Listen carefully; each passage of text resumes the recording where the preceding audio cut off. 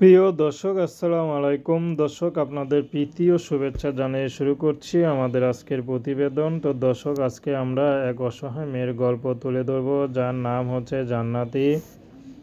জান্নাতির বিয়ে শাদী হয়নি। জান্নাতির ঘরে সেলাই মেশিনের কাজ করে। বর্তমানে তার মা আছে, ছোট একটা ভাই আছে, এছাড়া পরিবারে আর কেউ নেই।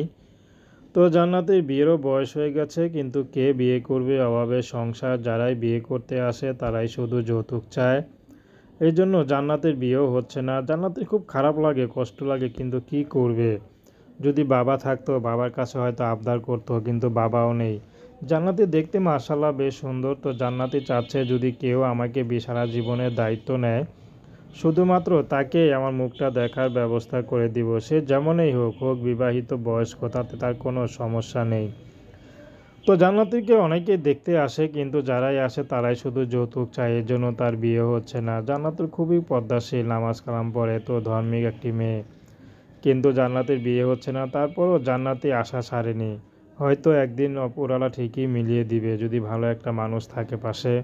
সে বয়স্ক হোক বা বিবাহিত হোক, সারা জীবন তার সেবা করে তার সাথেই বাঁচতে চায়। তো দর্শক, জান্নাতির এই ছিল সংক্ষিপ্ত জীবন কাহিনী। তো যদি জান্নাতির সাথে যোগাযোগ করতে চান, তার নাম্বার স্ক্রিনে দেওয়া আছে। তো প্রেম, ভালোবাসা, সাহায্য, সহযোগিতা, বিয়ে শাদী করে একান্ত আপনাদের ব্যক্তিগত